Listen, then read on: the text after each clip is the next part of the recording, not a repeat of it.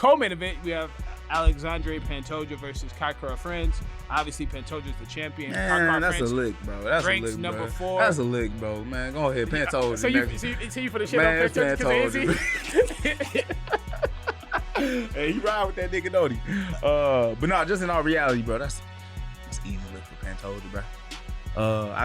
I just see him doing what he do best, man. Just bullying Buddy, bro. You know? And Kai, yeah, he got some type of power, you know? He got a little bit of hands on him, but I just see, you know, Pantoja doing this thing, bro. Get him up against the cage, and once he get it to the ground, what he gonna do? What Kai gonna do? Not a damn thing, but tap out. What up, y'all? Welcome back to another episode of the Brick Brother Podcast. Man, if you're new to our channel, make sure that y'all subscribe and make sure that y'all hit that like button and make sure y'all share the channel, all right? Y'all see the numbers is going up, man. We just reached 1,000 followers, man. So y'all already know, man, we got something special for y'all. Still going to be picking our subscribers, you know what I mean, on Instagram and picking those lucky people in order to get some merch from us and as well a cash giveaway. So make sure you guys stay posted. Make sure that you guys comment at the bottom and like, share, and subscribe yet again. But yeah, so we got a lot that happened over the weekend with these fights. But before we get started, you know, you guys already seen on my Book What You Heard channel and me giving my explanation and me speaking about what happened in that fight. But I want my head coach and my brother, Edrick Dillard, to pretty much speak about the situation, man, himself, and just let the world know what happened that night. Yeah. Atlanta, man. Yeah. It was interesting. A lot of good, a lot of bad, but obviously in the business we're able to find by wins and losses. Before I take accountability for things, I want to give credit to Kamaru Usman, Trevor Whitman, Henry Hoof, whole coaching staff over there. Although there's things that I know that we could have done to change the outcome of the fight, you only have problems when people cause problems. So he did everything that he needed to do. They had a solid game plan. His ring generalship, owning that center, cutting off the cage, he did a great job of. Being patient, not being rushed. So it's a bunch of things to their credit that I have to tip my hat and salute them for what they did. But I know that I kind of shot myself in the foot with a couple of things. There are adjustments we could have made sooner. There are things that I wanted to advocate for more and I should have. That's on me. I know the world doesn't really get how these things work. But just from simple stylistic standpoint, I think that Colby and Usman are very similar. And, you know, we had a lot of success stopping takedowns and fighting our fight in the Colby Covington fight. In the Kamaru Usman fight, we did a poor job. I'm just going to be honest. We did a very poor job. And there's things that I could have done sooner to change the outcome. A lot of people probably see the 5th round and think it was magic, why things just instantly, but no, like I called for something specific that I should have called for sooner, that should have been a part of the game plan, that we could have done. That was night and day. You didn't get taken down one time in the 5th round, and we got taken down every other round. That's my fault for holding kind of my strategy, what I thought for to the tail end. Why did I wait so long? I don't know. I think I was trying to work our game plan inside of a scope, but if I have anything that I could do to help our chances to win, I should advocate for it sooner. You know, you spend 6 weeks time trying to work on one specific set of things and things that we call and things that resonate. So I didn't want to go outside of that. And then by the time it was the 5th round, I said, fuck it, because it was the thing that made the most sense to me. Right. But what I will say, as far as haters, naysayers, I'm undeterred. This isn't my first rodeo. For Colby Covington, the success that we had, Joaquin has showed his ability to wrestle. He showed his ability to stop wrestling takedowns. We try to add some new things in, and we're going to continue to evolve and expand. But you got to stick to things that are tried and true, and that's my fault as a head coach for not advocating for that stuff more. That's on me. But as far as me being inexperienced, I saw, you know, just people saying, oh, Joaquin needs to spend time in Dagestan. I don't believe any of that. 2-3 years, forget. Right?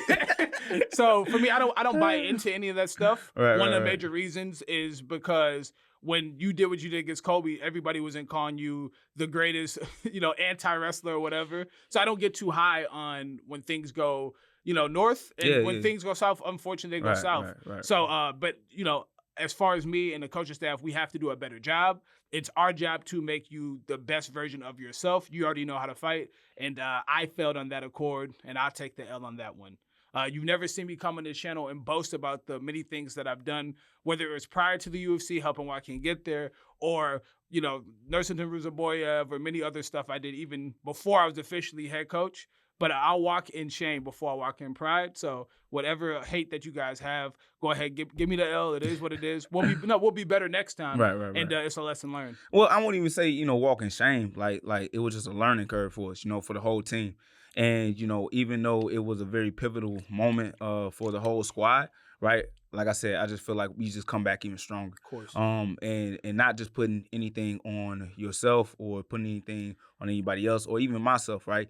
It's just like at the end of the day, right, we all got to be moving at one accord, right? We all going to have to be moving at the same beat. And when we came up with the game plan that we came up with, right, we all came up with it together, right? We all, sat down on that. But I feel like the main thing, what it was not necessarily the game plan, but the urgency, right? Like everybody was still cool and chill, like from the first round, being held down. Second round, third round. It's like you said, we ain't pick up until the fifth round where we knew we had to do something, right? I think we should have had more of a sense of urgency more than anything, because it wasn't necessarily the game plan that went wrong. Because I even told myself what I wasn't gonna do, and that was the first thing I did. Yeah. Right. Like I gotta remember that if we gonna stick to something, let's stick to it, right? And if you guys see me moving away from it, or you guys see me, falling away from what we was talking about, making sure that I stick with it, I feel like there was certain calls that you made, but I couldn't hear it, right? And it's just sad because, like, yet again, we supposed to be preparing so much that I supposed to still react normally, right? Regardless if I can't hear you or not, like, I'm supposed to react, just off of what I see.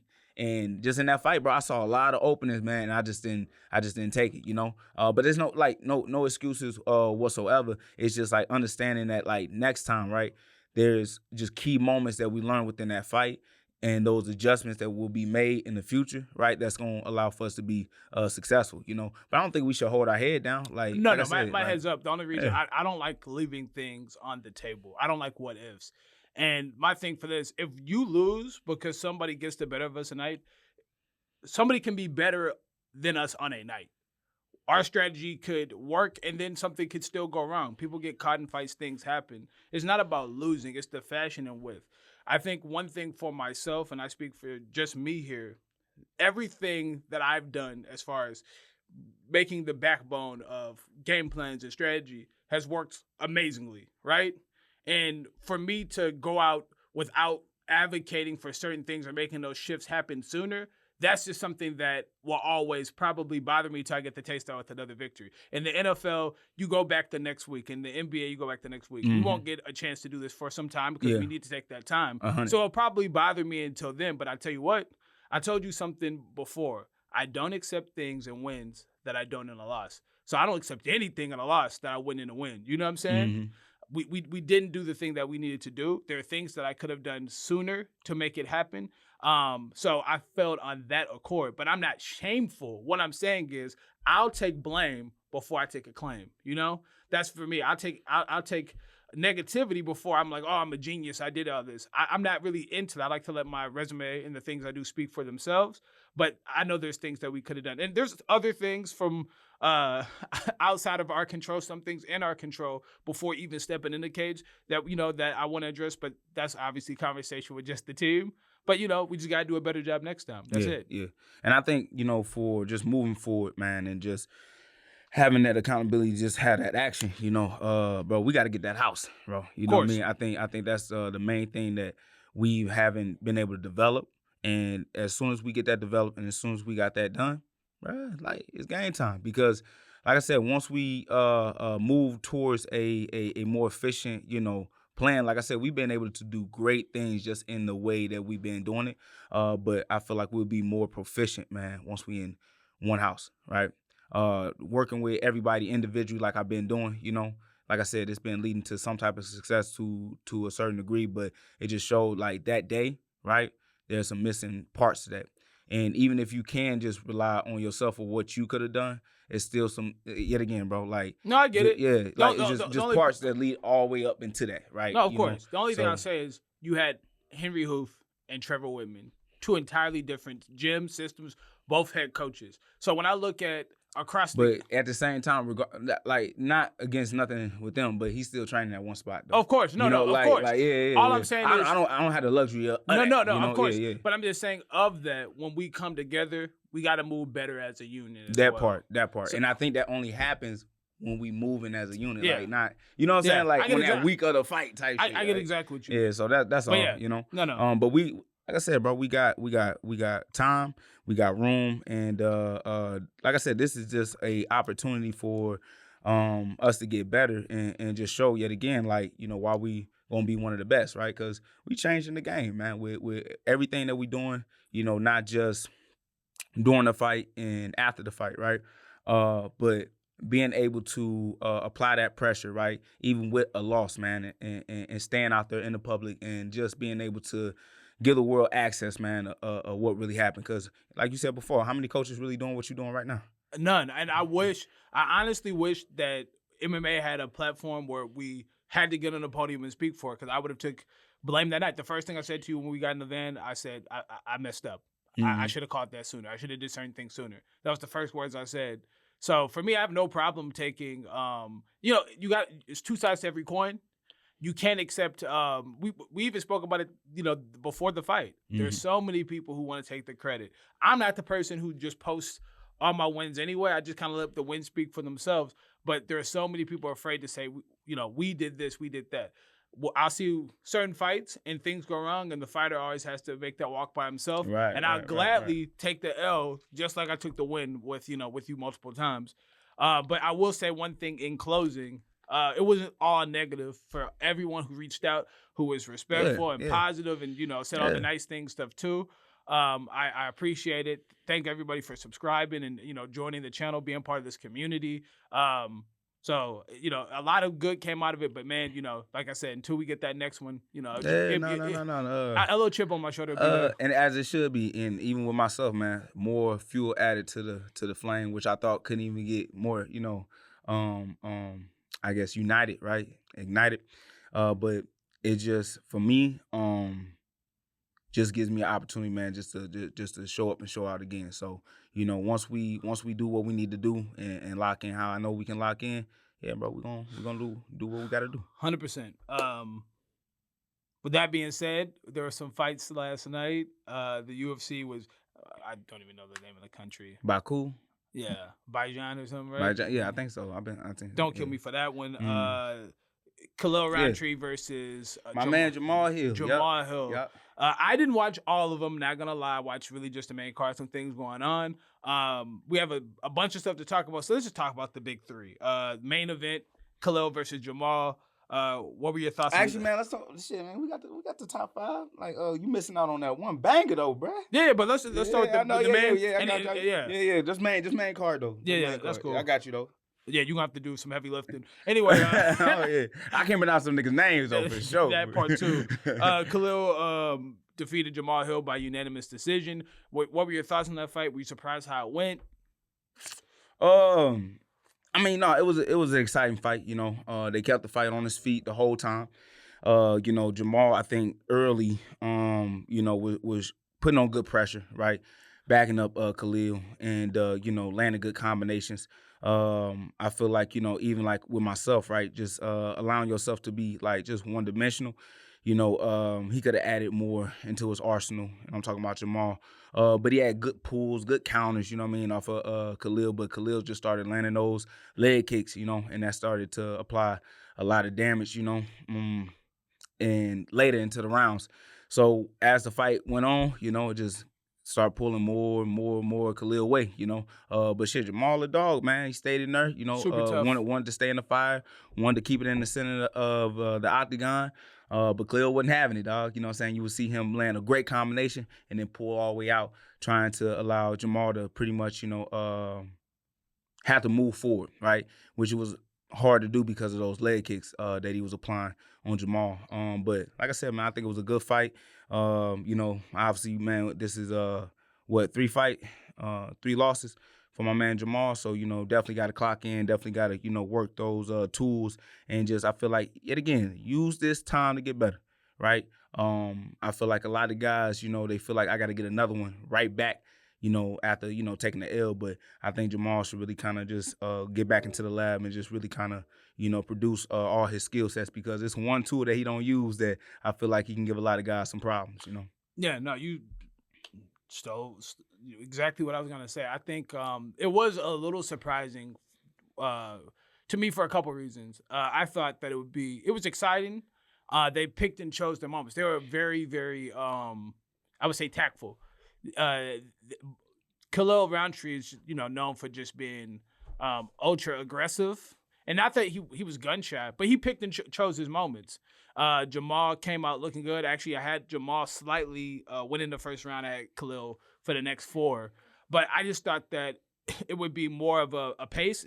We saw Khalil fight Alex Pereira, it was just such a crazy pace. And then Jamal Hill's last 3 fights, or last 2 fights were just insane. So I thought it would be more of a war, not a tactful war of attrition and sort of setups and strategy like that. So that was surprising. And then the next part with Jamal, he has fantastic grappling. I'm surprised he just didn't test it at all. Mm-hmm. And that's the thing. It's not even a critique. I've met Jamal a couple times in passing with you, but, I would just advise him, not that he needs my advice, but, be a mixed martial artist. You're an ace on the ground, and you have ground and pound, and you can still be vicious from top control and pressure, Mm-hmm. So just use your wide array of skills, because you don't want to get to the point where you're on 3 fights where you lost, and you know that you have more skills that you can use against some of these top-ranked Mm-hmm. opponents. And you saw in the co-main event, Fiziev started wrestling. It's okay. It's okay. You don't have to stick to what people want you to be. It's MMA. You got to do what you have to do. And then what you spoke about for us, it just seems like the sense of urgency was there from him or his corner to change the course of things. When you're down 3 rounds, most likely 3 rounds, right? Yeah. You have to do something drastically to change the course of the fight. Yeah. It didn't seem like that was happening for him. Mm-hmm. But Khalil Rountree is, no slouch, obviously. 100%. Fought for the title before. Khalil looked really good. Yeah. Very technically sound. I mean, it was a good fight. I think they did a great job. I just thought it would be probably more vicious of a fight. Well, like Khalil said, he didn't want to bleed. You know what I'm saying? He said he didn't want to bleed in this fight. And he kind of gave Jamal some flowers, man, at the end of the fight. But he was like, bro, I had to keep my distance with you, right? Because other threat and other power, right? Because if Jamal touch him and touch anybody clean, right? Like you said, man, he going to put him to sleep, right? Deceptive power. Yeah, sweet dreams, you hear me? Right. But, the win is the most important, and Khalil fought the smartest fight that he could fight, and he got himself, on that win column. So my thing is, if we moving on it, what's next for Jamal and what's next for Khalil? You think? For Khalil, I mean, if Pereira's not gonna fight Ankalaev, why not Khalil? There's not many guys. I mean, besides him, Mm-hmm. Dominic Reyes. I think it would make total sense for him to be on a short list of names to go to fight for that belt if Pereira's not going to do it. And then Jamal, if I'm him, I'm just taking whatever the UFC offers me. Anybody who's ranked, who's going to get me close to that title, why not? If my guy Dominic Reyes is available, he's not fighting for a title, why not? If I don't know if he want to run it back with Prochazka, if they want to do that, not saying it makes the most sense, but anybody who's highly ranked, I would just take that fight against. And I would try to show up as back to some of the older performances of him using a multitude of skills instead of just, striking with people. Sometimes people fall in love with the ability to knock out people, but Jamal has other skills, and I think he's even more talented than what we've seen of recent. Mm-hmm. And I think he has many more great performances in store for us. I believe so. Who's that next fight? So we had the co-main. We had Rafael Fiziev versus Ignacio Bahamondes. Mm-hmm. That fight was a little interesting. That was. Like you said, Fiziev definitely switched it up. Smart dude. Yeah. Yeah. So were you surprised to see so much grappling? What were your thoughts between those two? Regardless of being surprised or not, like, that a lot of these guys, we all train, the wrestling, we all train, groundwork and grappling. But with, how you say his last name again? Ignacio Bahamondes? Thank you. He got that link, man. He got that, those kicks, man, are very dangerous, and it seems like that Fiziev was just yet again like cautious of it, right? And knew that the best route and the best, opportunity was when those crazy kicks came, catch them and take them to the ground, right? And be less of a threat. But it didn't look like Fiziev was trying to really kind of beat him up on the ground, too bad. It seemed like, he just used those opportunities to take the fight to the ground and just add points, right? Or, or just yet again win the round or steal the round, Yeah, of course. at the end of the day. So, Fiziev, fought a good fight, man. And adding in that grappling just shows, like, bro, like you can really kind of save, whether you win or lose a round. No, it was a good fight. I mean, some of the techniques that Bahamondes was throwing, and Wow. Fiziev dodging them, like it was the Matrix or whatever, I was impressed with both of their stand-up. Of course, they're great kickboxers. For them to put on that type of performance and Fiziev to not have that ego and pride to mix in some takedowns. And Bahamondes has some pretty good jiu-jitsu too, I think. Yeah. But I thought it was a good fight. I thought it was great. I was surprised that Bahamondes fighting in Fiziev's backyard, his home country, that he didn't have a little bit more sense of urgency to kind of try stuff. Because, in my thing, when you fight somebody in their home crowd, the fans are always going to cheer a little bit more for the guy who's from there. So it kind of sways the judges sometimes. Not to say there was some wayward scorecards last night, but I guess that was the one thing that was surprising. Just the fact that they didn't necessarily. Bahamondes didn't seem to have a little bit more of a sense of urgency, even though he was landing some pretty strikes. If you look at the total strike numbers, they weren't that high. Right. But Fiziev did a really good job. You don't want to take 2 losses in a row. You fight just engaged. You took your chance on short notice. So now he's right back in the mix. Yep. So what do you have for next for Fiziev? For focus on him. Just working up that ranking. Obviously, man, he went up against Justin Gaethje last, took that threat, but then also took up on this young and upcoming, hungry guy himself, which I think this was his first rank fight, right? Probably. I believe so. No, I think so. Was because he submitted Jalen Turner. Was Jalen I think Jalen was ranked, but it doesn't matter. But either way, though, you know what I'm saying? His highest, opponent right now. So with that being said, give Fiziev something nice, Who in that top 5? Who in that top 5? Top 5. I don't know. It's kind of weird. So you got Topuria and Oliveira fighting next. I think that's 1 and 3, something like that. Dustin is gonna retire. You have Gaethje, but Dustin and Max Holloway already mixed up. Yeah. And then Justin, he said if he ain't get no title shot, he ain't fighting no more. So that's not gonna happen. But maybe the winner between him. Wait. What's going on with Arm? What happened to Arm? He's supposed to still be. You tell me. I don't know, Armin. So that's something right there. If anything, like I said, with a name, with a big value. I like that. I think that makes perfect sense. Him and Armin Sarukian. I think that's cool. Or the winner between Dariush and what's my guy? Moicano. Money Moicano. Yeah. Because we'll talk about that later. Okay. Get it 317. But that's good for me on that one. You said you want to talk about 2 more, but I want to just discuss this one. We can't. It doesn't matter. Curtis Blaydes versus you talking about Curtis? Okay, Rizvan Kuniev. That was an interesting fight. It was cool. I was surprised. I mean, I know apparently Kuniev was a champion in other organizations and stuff like that. So he had some. I think he had a lot. I won't say hype, but he had built a respectable resume before reaching to the UFC. But I was surprised that Curtis Blaydes struggled to get those takedowns. Yeah. Now, in the beginning, the guy was grabbing the cage an awful lot. The commentary team mentioned it. But then Curtis just seemed to struggle with the takedowns. What did you think? But he got busy with him with the hands, though. He did. I mean, it wasn't like too active, but he's like, fuck it, I'll throw these hands too. So, it was a cool fight. I mean, it wasn't nothing special, but you know what I'm saying? But at the end of the day, Curtis Blaydes, he, thugged it out, and I feel like just a veteran move, just figured out how to win in those certain moments. So, I don't know much of the dude that he fought, but he seemed like, he gonna be a problem for a couple guys. Just got to learn a couple things, not use the cage to, get up. But other than that, I did like the striking. It didn't seem like he got too tired. Obviously it was wrestling and grappling, but, it seemed like he had a good little gas tank on him, for a heavyweight. So yeah, it was surprising to me. It was a split decision too, right? It might have been. I think it was a split decision. But for me, it was kind of surprising. Curtis wrestled and he struggled. Yeah. Well, he wrestled and then he would just decide to strike at certain points in times. He didn't really marry them together, and I think that was one of the reasons why he had such a hard time. He would commit to being a striker and land 3-punch combinations, and then he would just shoot out of nowhere. And it seemed like for even as good as Curtis Blaydes is, there's still another level that he could reach for, as far as when you land a good combination, trying to, mix in some good takedowns and shots. He had a hard time getting to the legs. He had a hard time getting on the hips. So it was like a lot of clinch work and stuff like that. So I was surprised, but as far as the other guy, Kuniev, like I said, he had a bit of a name for himself before reaching the UFC, so it makes sense. He wasn't just fighting a slouch.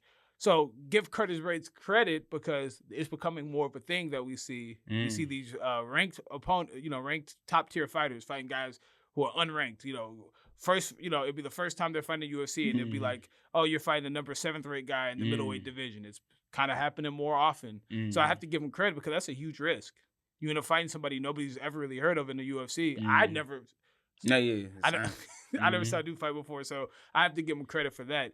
And probably a lot less, it's harder for you to say, oh man, like this guy's super dangerous. You're like, oh, he hasn't fought at my level. He hasn't fought anybody. Right. I fought, Tom Aspinall 2 times. I fought all these big name guys. He's no different. And, it just shows that the depth and level of talent everywhere in mixed martial arts is very high. Yeah, no. I mean, it's getting crazy. I mean, it's a worldwide sport now, and you've seen it going to places where, you can't even pronounce the name. You don't even know. You can't even point it on the map, right? So, I ain't know where that was. So with that being said, having these challenges and having these guys that you probably never heard of pop up and then be offered to you on the table, right?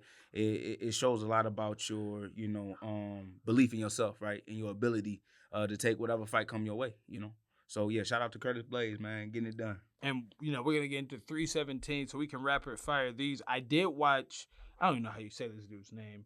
Tofik Musayev versus you take on that one for me. Matabek.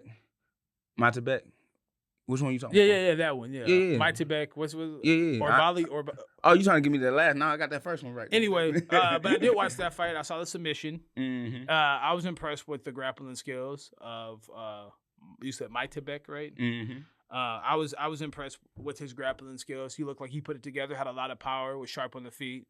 It was a good fight, long as it lasted. It was just around, but good stuff. I mean, he kind of ruined Buddy's, after party plans because Buddy was from there. Yeah. And I mean, they had a bunch of praise for him, man, when he came out there. But what he got, a submission win?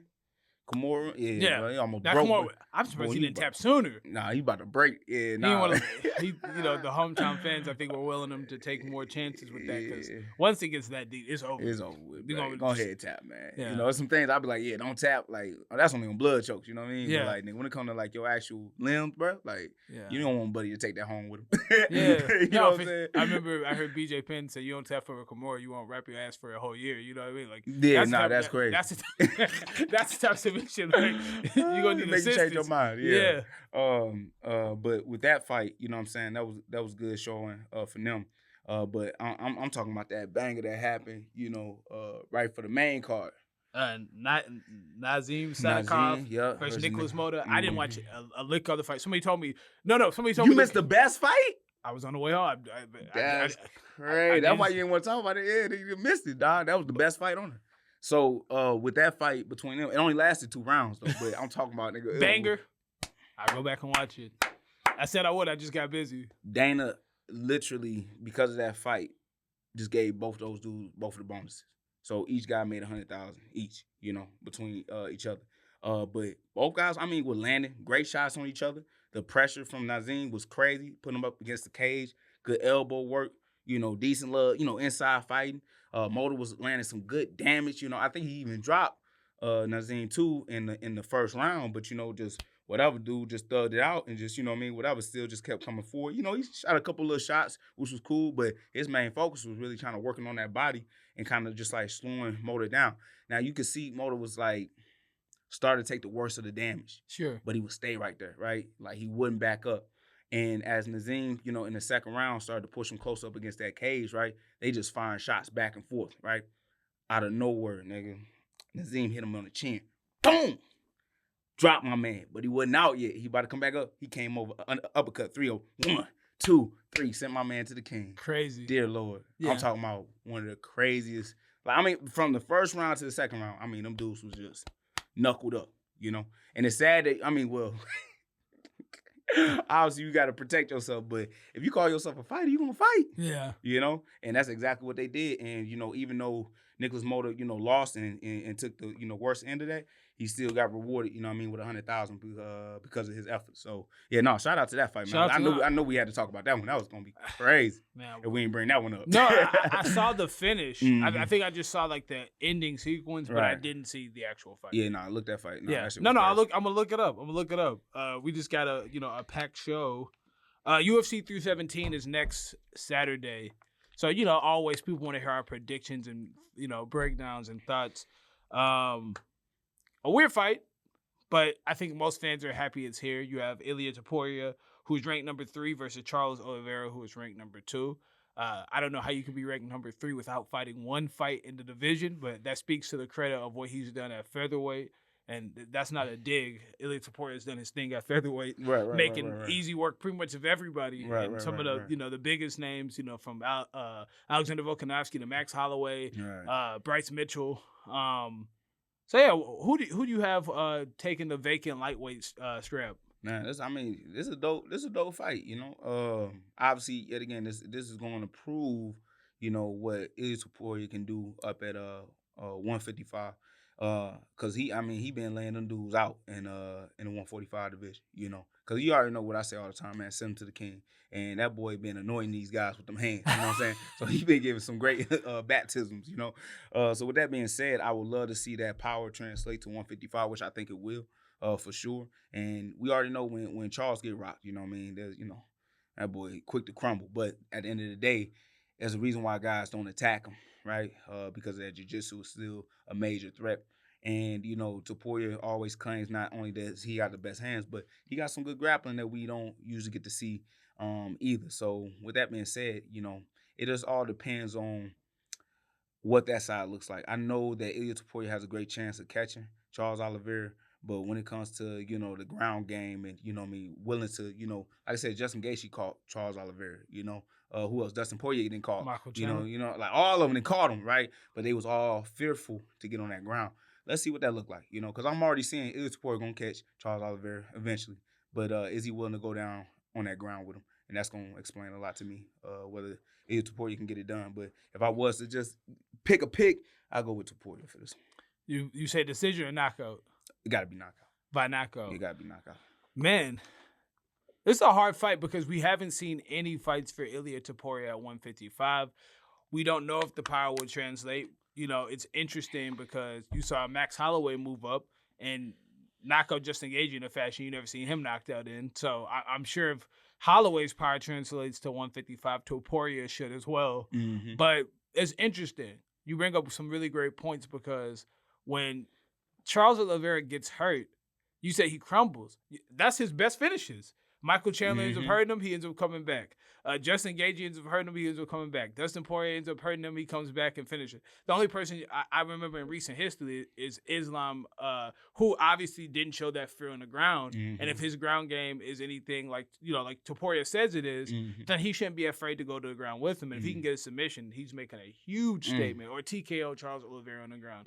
That would be something huge.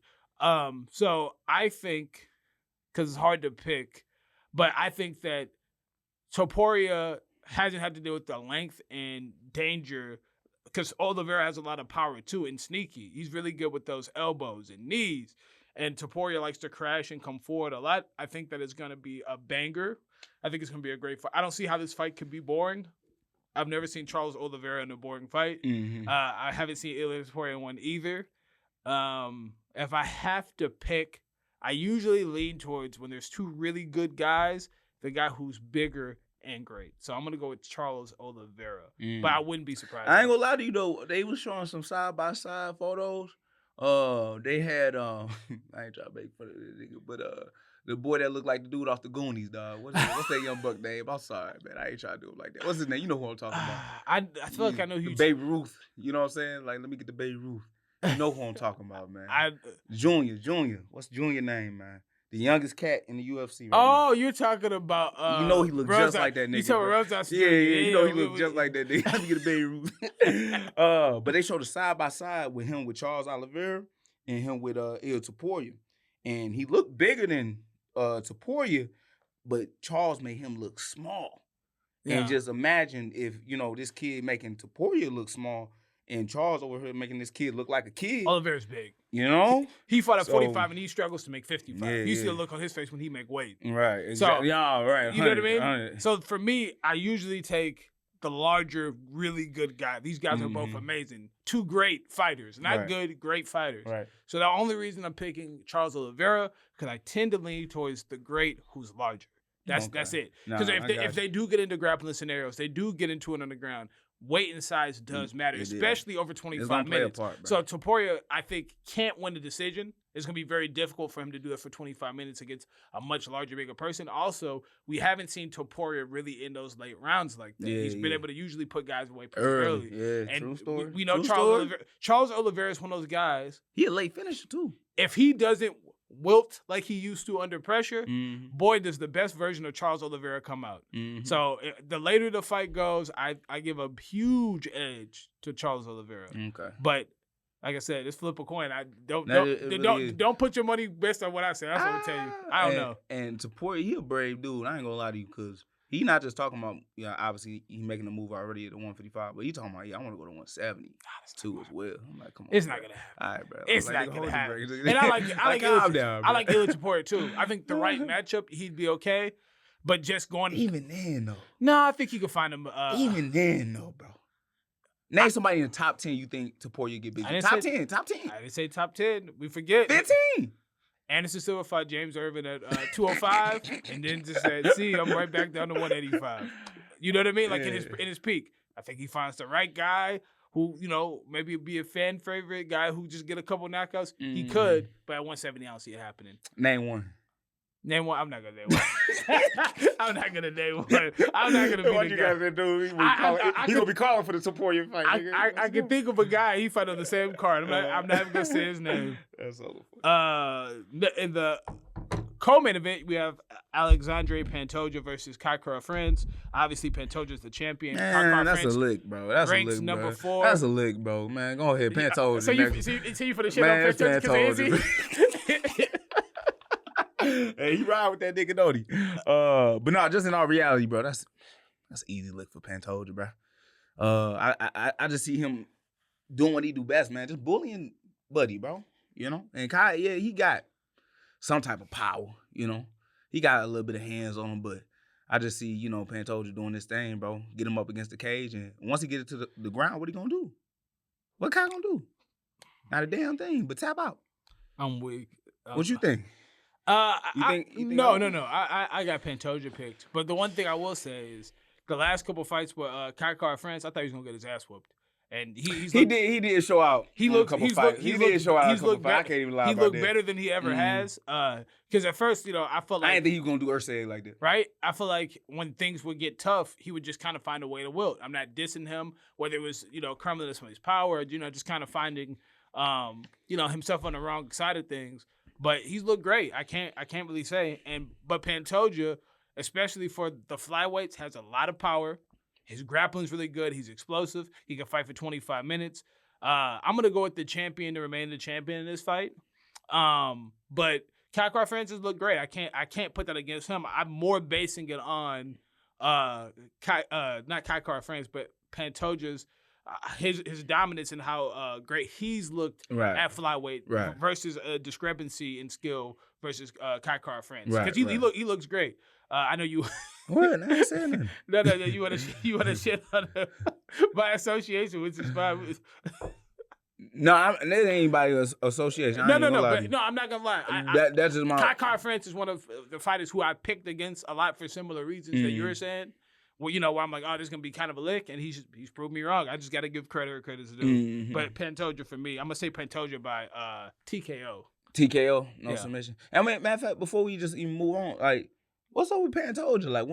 Like, when when they gonna start giving my man his flowers, bro. Like, I think he still got a second job and everything. Like, I'm not even laughing. Like, I'm dead ass serious. I think my man's still talking about like he got to do another gig and he a world champ. That's what? That's crazy. That is crazy. If that's true, then I feel bad. That's what he said. I think for small guys in general, it's hard to make a lot of money, and for guys who don't speak English, it's like, you know, unless you're Alex Pereira and you can make everybody see the king, and you know you can be this mystic force, then you know. So I feel bad for him. Hopefully with this win, if he wins, then he'll be in a position where he's good. I mean, he's got, you know, you're co-main event, you should be making good money. No, 100%. Then we got Brandon Royval versus Joshua Van. Brandon Royval is the #1 contender, fighting number 11 in Joshua Van. Man, obviously that's gonna be boy. Van is filling in for Manel Kopp. Yeah. And just fought recently around the corner. Yeah. How do you see that fight going? Man, that's a fast move, man, for Joshua Van. He been the hottest fighter right now on the roster with, I mean, only been signed for 2 years and already got 8 fights. He been fighting. This might be the 9th fight right here. He's been fighting. He been fighting. But you know, he been showing up and showing out. You know, even with his losses, you know, he lost to Charles, you know, but he still put up a good fight with Charles. You know, it just didn't go his way. And a couple other fights too, you know, that, you know, yet again, just exciting and just willing to go out there, man, and put on the show, which just shows you, you know, how far your performances can take you, whether win or lose. But this might just be a too fast. You know, going up against Royval, who what, number 3 right now? Number 1. No, number 1? Royval's ranked number 1. Yet again, like who gonna pass up on that opportunity at the end of the day, right? I give him. You're picking Royval. Yeah, I'm picking Royval. I ain't gonna lie to you. How you think Royval gets it done? Slick decision. Yeah. I think Joshua Van can get an upset that night. What he did to Bruno Silva a couple fights ago, whatever, a couple cards ago, was very, very impressive because Bruno Silva, I think he's fantastic. You know, obviously we're talking about flyweight Bruno Silva, not the 85er, but and he outclassed him. He didn't just he beat him bad. Silva tried to make it competitive and found a few moments here and there, but obviously you see Joshua Van be able to fight, you know, probably less than a month from his last one. So that usually means a shutout, especially when you go pretty deep. You know, I think he ended up finishing him in the 3rd round. Yeah. So for me, I know Brandon Royval is a great fighter. Yeah. But I think Joshua Van can play the upset. I see a decision. Just to be a contrarian, I say Joshua Van. Why not? I got you. But my thing is just for this one, like, regardless if he was whooping that dude ass, he was still whooping that dude ass for 3 rounds. And in 3-round fight, bro, like, you still gonna have some nicks and some bangs and some bruises, whatever it might be, right? It's not saying that he's not gonna be ready. He got some off. You know, a little something. But for me, it's just like, you know, it again, just being smart with it. But right, that's the #1 contender spot. Like, you gotta go for it. Yeah. Right. So shout out to him. But now Van win. He's been laughing. Well, yeah. Oh yeah. No, he been you #1 contender. But now you in the conversation, right? To get what everybody want is that belt. You know, and be honest with you, he that guy that we talking about, right? The one that can speak English, the one that, you know what I mean, puts on the type of performances that, you know, yet again, flyweights be lacking in when it comes to those knockouts. Now, he that one for flyweight if he's able to get past Brandon Royval. So, you know, shout out to him. And then we got Beneil Dariush taking on Money Moicano. Dariush is ranked number 9. Hanasu Moicano. They remade this one, huh? This is a fight I'm excited about. I think this is a great matchup. You know, both fantastic grapplers. Moicano more of a jiu-jitsu guy. Beneil Dariush, a grappler with, you know, both wrestling and, you know, jiu-jitsu. But, you know, for whatever reason, I bet you they're going to strike. I bet you it's going to be a striking match. Dariush has crazy power, and Moicano just likes to strike, you know. I think whoever can be more dynamic, and I don't mean dynamic from an explosive perspective, I mean from mixing multiple skills together, training the wrestling with the striking, training the jiu-jitsu with the wrestling, so on and so forth, will have the most success. I do lean to think that Dariush is more well-rounded than Moicano. That's just my personal opinion. I do think there's a discrepancy in power and the striking ability, but Moicano really impressed me. Who did he fight a couple fights ago? Was it Benoit Saint Denis?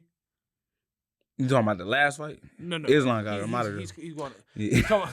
Both are coming off a loss. He's coming off a loss to. You talking about Benil? Benil's coming off a loss too, but I was saying that Moicano impressed me in one of his last fights. The fight that got him Islam. But did he fight? I can't even remember, to be honest with you. I want to say he beat. It was Benoit Denis. I want to say. He beat him. I want to say it was him. He was on a winning streak, bro. Yeah. He was on but he looked really impressive. But I'm gonna go with Benil Dariush, TKO. All right, that's nice. Who you picking? If you talking about just a straight stand up, you know, like I said, Benil got power. You know, he got some hammers in his fist now. He don't know where he be throwing the bitches from, but regardless, if he land, you know. He definitely gonna sit you down. With Moicano, I don't know, bro. It's iffy with him, bro. Like, I don't know. He a good fighter though. Don't get it twisted. No, he's good for sure. It's just like for me, when he wins, like he be surprising himself that like, did I just do that? Like this was not a part of the game plan, but either way, I'm gonna take it. So I feel like this is really just gonna be a toss-up fight because I do see Dariush really just trying to have some fun out there. Who knows how many more fights he really got, right? Obviously, you know, everybody wants to get that title. You know, everybody wants to touch gold.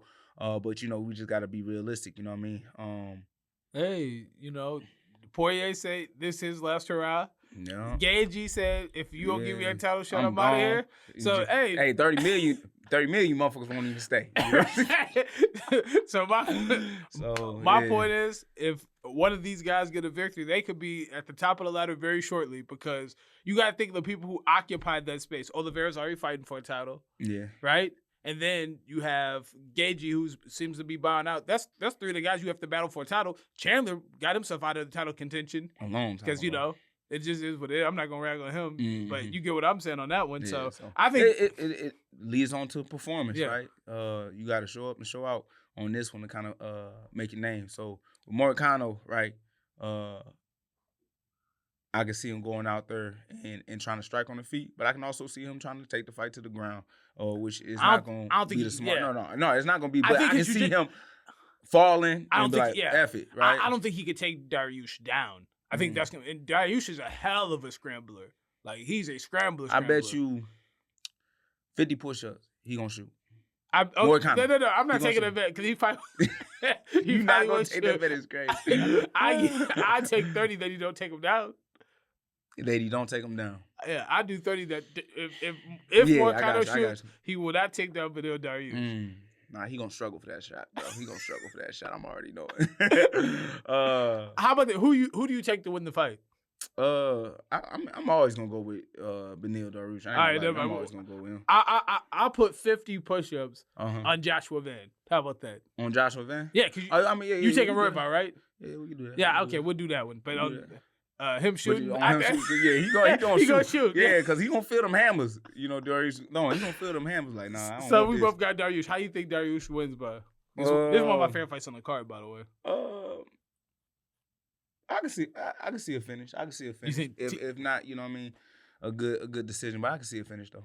Yeah, Moicano seems to get finished. I'm not even trying to be funny. I think either way it's gonna go. Like Moicano probably gonna get finished. Okay. No disrespect. Great fighter though. Show me the money. Yeah, easy money. Yeah, easy money.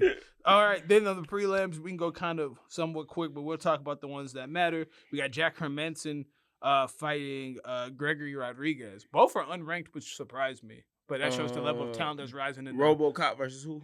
Jack Hermansson. Jack Hermansson. Oh, okay. Yeah, but they're random fight. Both unranked too, which is kind of crazy. But it speaks to the level of talent that's rising at middleweight. Yeah. Who do you got in this fight? How you think it's done? I didn't even know this fight was going on. I ain't gonna lie to you. Very interesting fight though. Yeah, no, this is a good one. This is a good one. Banger. The Joker versus RoboCop. Oh no, I skipped one. Let's go back. Peyton Talbot versus Felipe Lima. We can tell that quick. I don't know who Felipe Lima is. Yeah, shit. We could have just kept going with the Joker and the RoboCop. I ain't gonna lie to you. I say Peyton Talbot because I never heard of the other guy. Yeah, I'm gonna go with the Booty Warrior too, man. So yeah, let's go back. Yeah. So Jack Hermansson. Let me stop. All right. Anyways, though, that's hella fun. Yeah, RoboCop versus the Joker. I think Jack Hermansson. I ain't seen him. When the last time we see Jack? Jack, he fought Joe Pyfer. That fight. That was his last one. That was his last one? Uh-huh. But he won that one. He did. He gave Pyfer But that's been a minute, though. It was last year, I think. Yeah, it's been a minute, though, since we seen Jack. Oh, and then RoboCop. Coming off a loss to Jared Cannonier. Jared Cannonier. They fought in that main event, I want to say.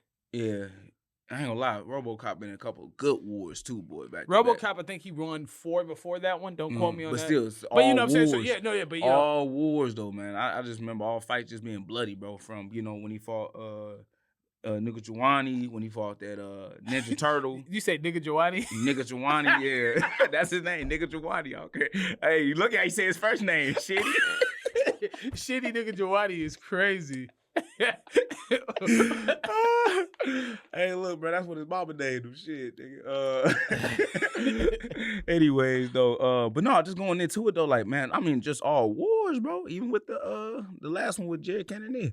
So, with that being said, with that mileage, Jack Hermansson does a good job of keeping himself safe. I can see him, putting them little jabs on him on RoboCop. And I don't see RoboCop trying to take Jack Hermansson down to the ground. I just don't see it, He just likes to stand and bang for some odd reason. So well, both of them jiu-jitsu kind of nice too. Yeah, but still though, Yeah. like he just that ain't his forte. Like he just don't do it. So with that being said, I'm gonna go with Jack Hermansson in this fight.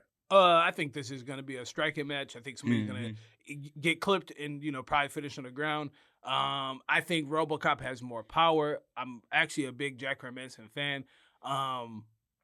Man, hard to pick against Hermansson, especially how he did against Pyfer. Mm-hmm. I would love to say Jack Hermansson gets another victory, but I'm gonna go RoboCop by TKO. Nah, I don't He's got some. You gotta think about it. Jack Hermansson. He know how to stay safe, bro. He do, but I think like from Joe Pfeiffer, Chris Curtis. What's another heavy? That is a really good point, but I think the Gasolin and him fight back in the day. Probably. Yeah.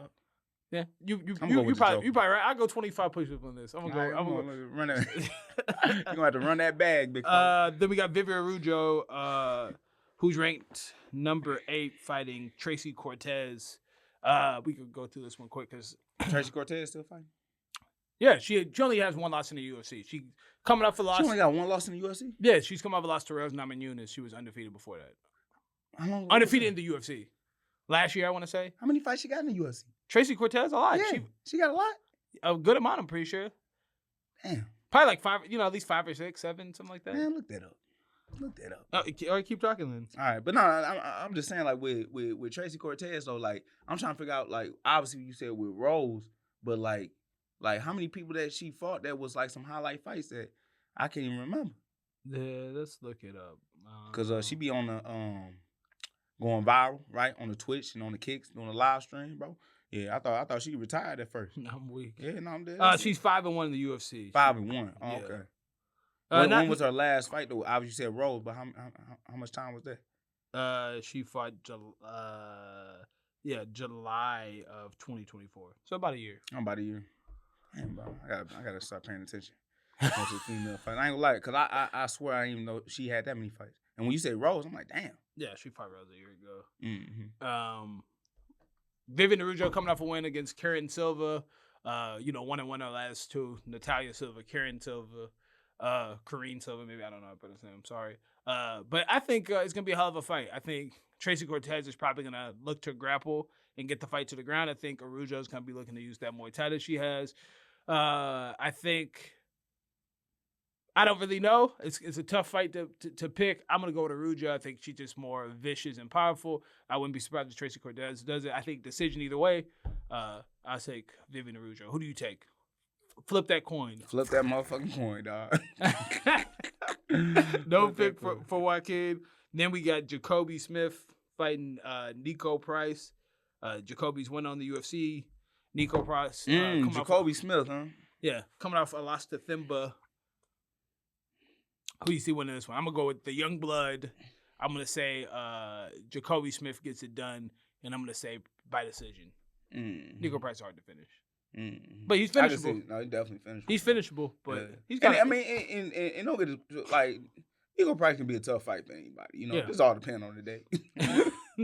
But yeah, I'm gonna go with Jacoby Smith. But yeah, real talented dude. You know, I think this would be his second or third UFC official fight. Besides, Dana White Contender Series. Second fight. So yet again, that's a big jump because Nico been in the game. Yep. Veteran Nico, for sure. Yeah, he got over like 10 fights in the UFC, for sure. So with that being said, yeah, man, that's gonna be a fun fight to watch for sure. Who you taking? I said Jacob. My bad. Hey, you know what I'm saying? Just trying to make this official. Then we got, I don't know how to say bro's name. The Brazilian guy, Janata Diniz. Now, man, come on. Versus Alvin. What we at? Where we at? You down at the bottom? Damn near at the bottom. Yeah, Janata Diniz. Yeah, that's crazy. Alvin, what's his last name? Tabor. No. That's just my. No, name. You got your little side notes on these motherfuckers too. Alvin, Hines, yeah. Alvin Hines, Janata Diniz versus Alvin Hines. I've never seen. I don't know neither one of these niggas. I'm just let you know that right now. Don't even.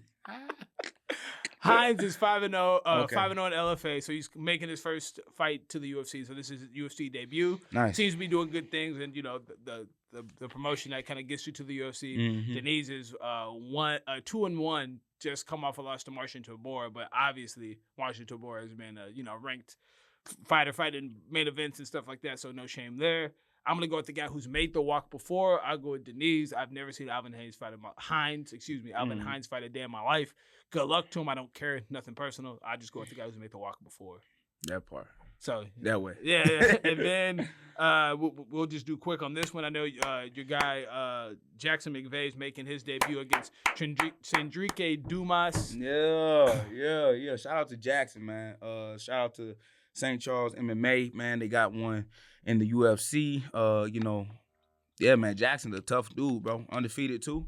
And with a lot of good finishes. And, with him going up against, Sadiq, right? How you say? Not Sadiq. Sendrikes.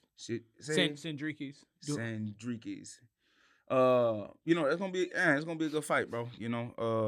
Because you already know my dude like to strike. He like to stand up, but Jackson, man, he well rounded everywhere, right? So not only just on the feet, but also on the ground, which I think that's gonna probably be the finish of the fight. So I see Jackson getting the submission in this fight. Sure. Jeff Henry was telling me a lot of good things about Jackson. I've not had the pleasure of meeting him in person, or maybe I haven't passed him, I'm not sure. Then I saw his fight in LFA where he made easy work of the guy that he fought that night. So I'm gonna say he keeps that trend going. I won't say a finish, but he'll get the victory Saturday night. And then Terrence McKinney is fighting Borshchev. I'm taking T-Rex Terrence McKinney. I think he'll get a finish over Borshchev, even though he's very durable. But I'm gonna say T-Rex gets it done there. All right. Anyway. No, same. Yeah. Oh, okay. So you're putting money on Terrence McKinney. You say knockout, and he got to get that knockout. Yeah. Couple more things on the list. Figure we cover it because it's been in the news. Jon Jones has officially retired from mixed martial arts, or so he says. Do you think that this is an official retirement, that he won't fight ever again? B, if this is his retirement, what are your thoughts on his decision to retire, and what are your thoughts about his overall legacy? I'll start with the first. No. I truly believe this is official retirement for Jon Jones. It's just the way he went about it. And it seemed like Dana announced it before he said anything about it, right? So my biggest thing is, it's unfortunate, but it seemed like Jon Jones had already made this decision a long time ago, right? But with his legacy, man, and all the things that he's done, you can't be mad at him for retiring and for, hanging up the gloves and, just moving on with his life. Because yet again, going from being the youngest champion that has ever been in the UFC, going from, dominating, former champions, bro, and Hall of Famers, and, the resume just ain't never going to be matched. But it's just so sad because, at the end of the day, bro, that's just how we're going to look at it. My man ducked my man Tom Aspinall, bro. He ducked him at the end of the day. And that's the last thing that we're going to remember. That's going to be the last thing that we think about, unfortunately, because that's going to be a part of his legacy. I ain't going to lie. right? And with that being said, you know, damn, $30 million. Still couldn't get my man up in there. Yeah. He had no desire. For me, Yeah. Jon Jones is obviously one of the greatest fighters to ever fight. A lot of people's GOAT. And I can't argue against it. To win a title at heavyweight at the age he did, even though there's some asterisks with that too, but not his fault. He chose the right time to go up. I think it was genius.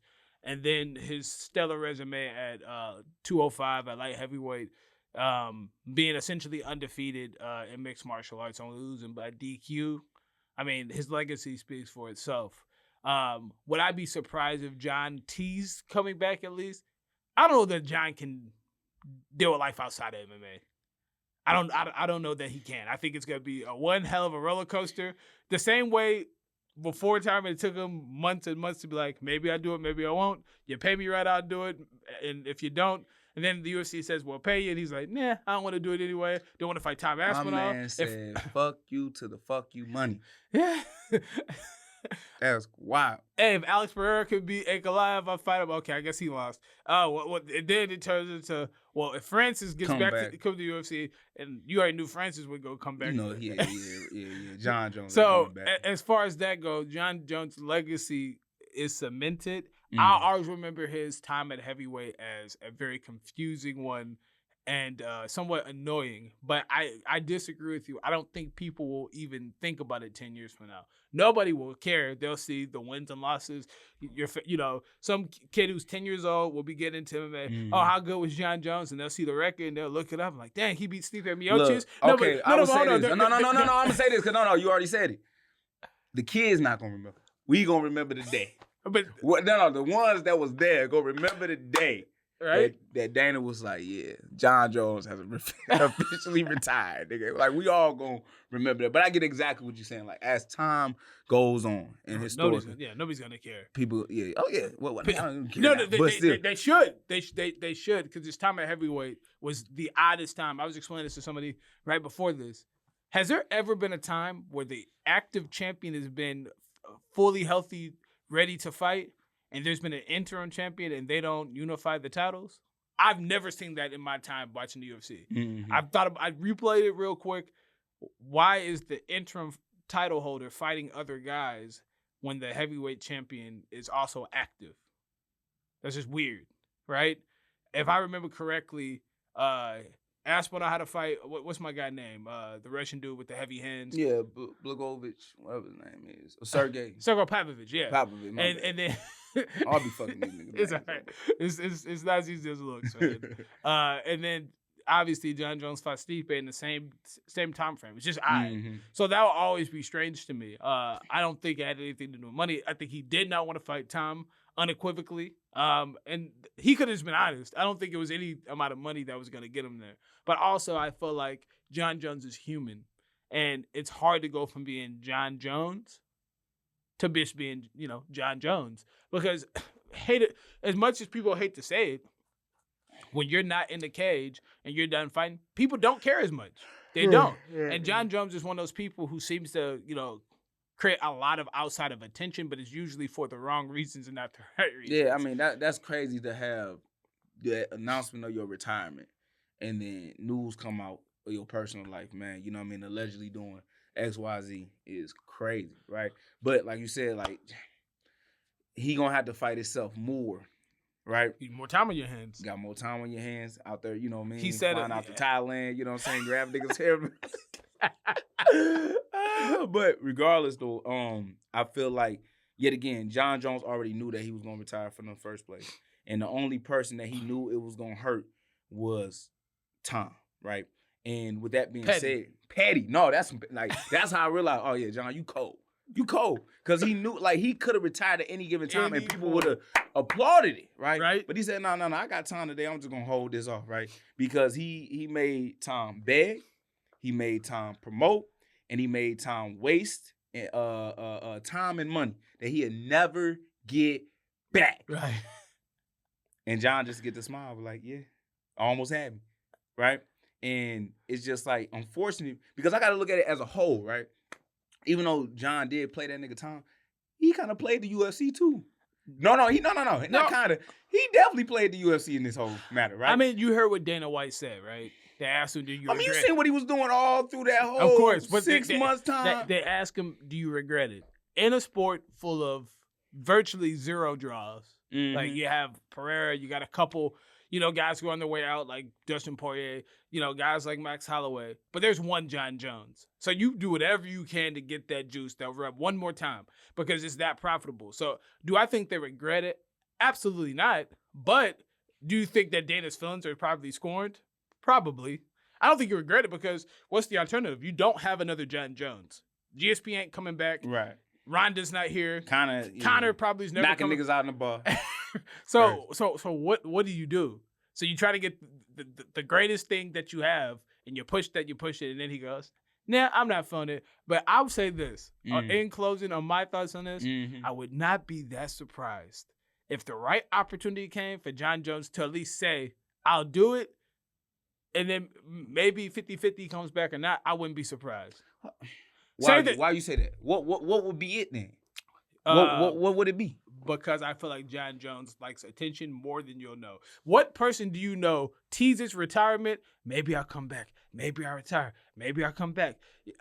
I don't know if you watch much football, but it reminded me of Brett Favre. Like every year, Brett Favre. Nigga, know I don't watch no damn football. Brett Favre was like, maybe I'll come back. Maybe I'll retire. He did this with Pack for like 8 years. Yeah. And he came back and he played for the Jets. He played for the Vikings for a couple years. He didn't retire as a Packer at all. He came back and played multiple seasons. That's my point. He did it for like eight years and played for like 12 more years in the NFL. A little bit of an exaggeration. But that's what this reminds me with Jon. So I bet you if there's some heavyweight fighter, Tom ends up losing. So you said, okay, that part. Hey, I bet you I can come back and get that belt and we'll see.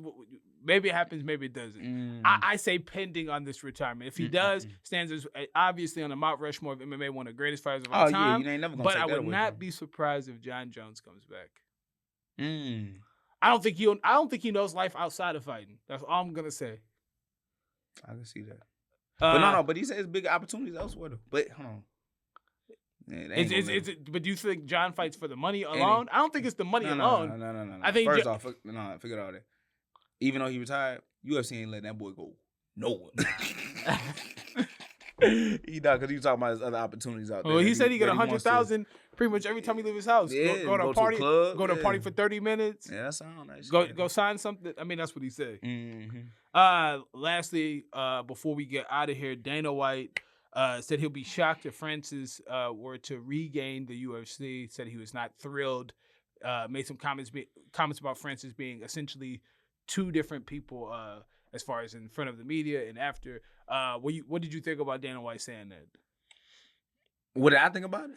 I mean, you know them boys beefing. Yeah. They don't like each other, but at the end of the day, man, them numbers gonna speak, more than anything. So regardless of how Francis feel about Dana or how Dana feel about Francis, if the numbers make sense, right? They gonna squash that beef. And be honest with you, for real, who next for Tom, bro? Who next for Tom? Nobody. So they really kind of. They don't need nobody. But if y'all trying to make a fight, and y'all trying to get some bread going, like that's the fight to make right there. You saw the me, it makes sense. You saw the reception Francis got with being with Usman and all that. Crazy, you know what I'm saying? Shit, even I gave a reception. Oh, nigga, Francis back, nigga. Crazy work. So it only helps. Tom Aspinall be surreal guy. I mean, what are you gonna do? Fight Curtis Blaydes again? Like, come on now. I don't think it's really. Even though he wasted so much time, I feel like nobody new has emerged. Do you want to see Francis fight Jailton Almeida? I mean, not Francis. I got you. Yeah, Tom, not really. Almeida, yeah. I mean, who for him to fight? Really trying. What happened to Sergey? What happened to him? What, Sergey Pavlovich? Yeah, what happened to him? He got lost to Tom. Tom been beating the brakes off. I know he lost the time, but still, like, what, like? Oh, is he coming back? Yeah, is he coming back? Is he making his way up the? Look, heavyweight's a weird weight class right now. So my point being is, I love to have Francis. Why not? It make things interesting. And then, what was crazy with Francis' comment? He said, "Who said I was ever coming back in the first place?" Right. Man, that's a weird time for heavyweight, bro. I ain't never lie. That's a weird time for heavyweight. Well, at least we have a champion now. Yeah. The champion. Oh no, they've already made. See, another weird thing. Tom is now officially just the champ, which has never happened before. All right, so and I ain't gonna disrespect it, but We ain't got no male American champions in the UFC. We ain't got to look up. Nah, nigga, where you? They ain't up there. I promise you that, bro. We ain't got no male American champion. Jon Jones was the only one. Damn. Yeah, bro. They take it. Yeah, they didn't took over. Yeah, man. Is this the first time in UFC history? First. Yeah, it's gotta be. It gotta be. Not one. Not one. Yeah, that's crazy. Well, that just show the impact of the sport, bro. Hey, we global now. Hey, we are global, and now, but that gives us something to strive towards, right? Right. Be the one to, break that real quick. You know what I'm saying? And end that curse, because that's crazy. That again, Jon Jones was the only American that was holding it down there, and now we ain't got one. Nah. Yeah, that's crazy. Yeah. But that does it for today's show. Thank you for watching another episode of Brick Brothers Podcast. As always, please like, share, subscribe, become a brick.